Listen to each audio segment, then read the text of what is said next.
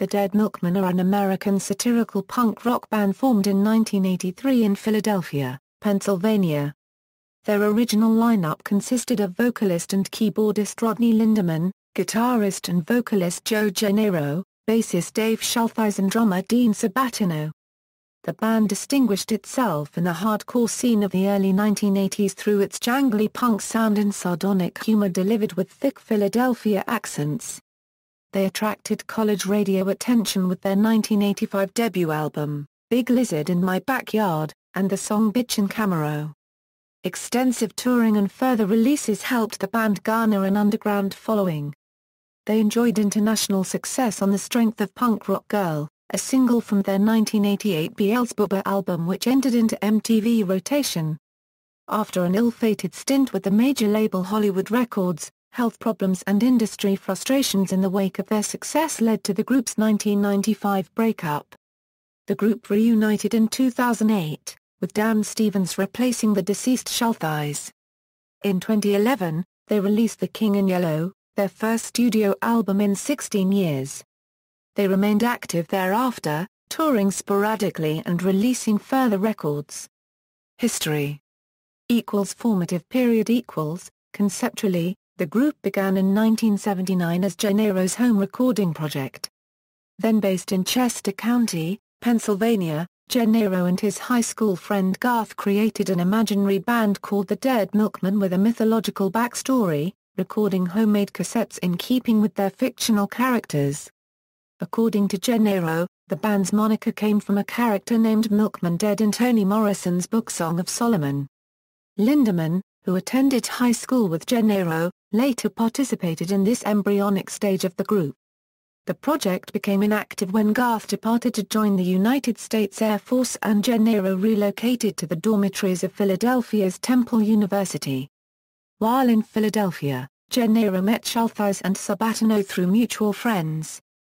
The three began loosely rehearsing together in 1981, taking their name from Genaro's home recording project.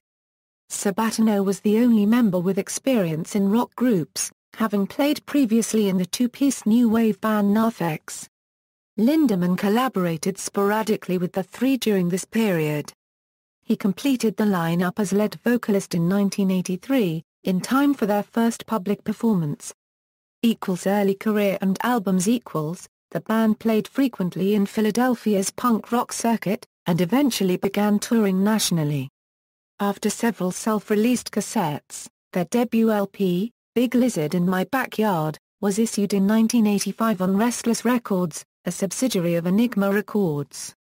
The album received college radio play, with the track Bitchin Camaro becoming especially popular. Because of its improvised dialogue intro, the song remained a favorite at live shows. Eat Your Paisley, their second album, was released the following year. The Thing That Only Eats Hippies became the band's first proper single and music video, and was a hit in Australia in addition to receiving domestic attention. Bucky Fellini followed in 1987, yielding the single Instant Club Hit, a genre spoof of electronic dance music. Commercial success. As the band toured extensively behind their records, they began to accrue increasing attention, which often came through unconventional routes. In 1987, Major League Baseball player Jim Waylander, a Detroit Tigers rookie, became a vocal fan of the band. This was noted on his baseball card, which described the group as an obscure punk rock band. Waylander invited the band to Tiger Stadium to see a game in which he hit his first and only major league home run, and the Milkmen had a short conversation with Tigers manager Sparky Anderson. In 1988, they issued Beelzebub, a comparatively polished record that yielded their most successful single, Punk Rock Girl. Featuring Genaro on lead vocals, the track saw extensive rotation on MTV and propelled the album to number 101 on Billboard's Top 200. They later released the Smokin' Banana Peels EP and music video from this album. The 1990 follow-up, Metaphysical Graffiti, did not yield a hit, but also charted and helped solidify the group's presence in the independent rock scene. Stint with Hollywood Records.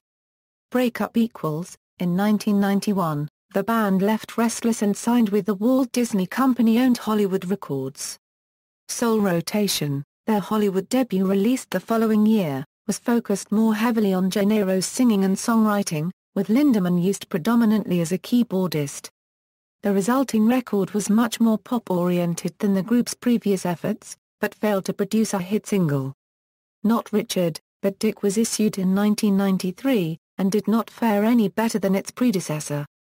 Relations between the band and label quickly soured, and the two albums went out of print shortly after their initial releases. The band was later unable to feature any of the songs from either of the Hollywood albums on retrospective or compilation CDs, although the group did smuggle an unlisted version of Soul Rotation's If I Had a Gun onto their 1994 live album Chaos Rules, Live at the Trocadero. Later in 1994, the Dead Milkmen announced their decision to break up following a final tour and album. This was due in part to the tendinitis Schulthise began to suffer in his hands, which made performing intensely painful, as well as the band's increasing frustration with commercial and industry struggles. Restless Records released what was planned to be their final studio album in 1995, Stone is Extra Stout. Several compilations of both hits and rarities were later released. Post-breakup. The band then took a 13-year hiatus. During this time, Linderman performed with the gothic, Celtic punk band Burn Witch Burn and worked in journalism and blogging, including writing for the Philadelphia Weekly.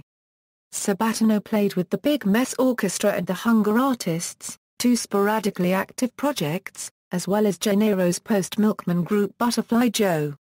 Genaro remained the most musically active member of the band during its split, consistently recording and performing with groups such as Butterfly Joe, Touch Me Zoo, The Town Managers and The Low Budgets, while also maintaining a low-key solo career.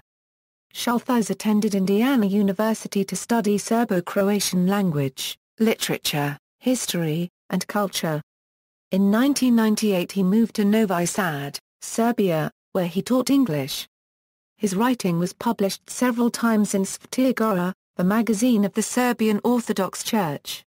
He hoped to contribute to the counter-Euro unregistered trademark's regrowth and development, but fled in April 1999 when NATO bombed the country. In 2003, the band issued Now We're 20, a repackaging of their self-release Now We Are 10 retrospective CD from 1993.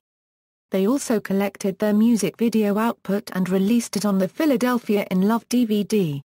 Talks of reunion shows briefly emerged, but ended when Schulthise committed suicide on March 10, 2004. His death was reported in the New York Times and Rolling Stone magazine. The surviving members reunited for two consecutive shows in November 2004 at the Trocadero Theatre in Philadelphia, with Dan Stevens of the Low Budgets playing bass. The shows were intended to pay tribute to Schulthise, and proceeds were donated to a variety of mental health organizations and to Studenica, a Serbian monastery that he supported.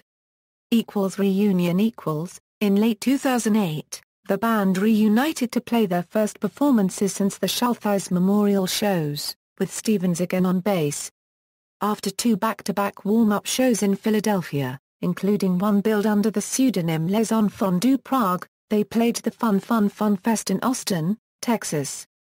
Following these concerts, they decided to continue as an active group. They spent the following 2 years composing new material before entering the recording studio late in 2010. On March 19, 2011, a new album, The King in Yellow, was released in digital form on the band's website, with a self-released CD following shortly thereafter. In late 2012, they released Dark Clouds Gather Over Middlemarch, and Big Words Make the Baby Jesus Cry, the first two installments in a series of limited-run singles. This year they also appeared on nerdcore rapper MC Lars' EP, Edgar Allan Poe EP, for a new recording of Lars' song, Mr. Raven, which was originally released on his 2006 album, The Graduate. The Great Boston Molasses Flood, the third release in their singles series, was released on March 15, 2013. The fourth, Welcome to Undertown, followed on June 21. The band released Pretty Music for Pretty People, their 10th studio album, on October 7, 2014. Current members, Joe Genaro guitar, vocals, keyboards, Rodney Linderman vocals, keyboards, tin whistle, Dean Sabatino drums, percussion, vocals, Dan Stevens bass guitar, former members, Dave Schulthise bass guitar, vocals.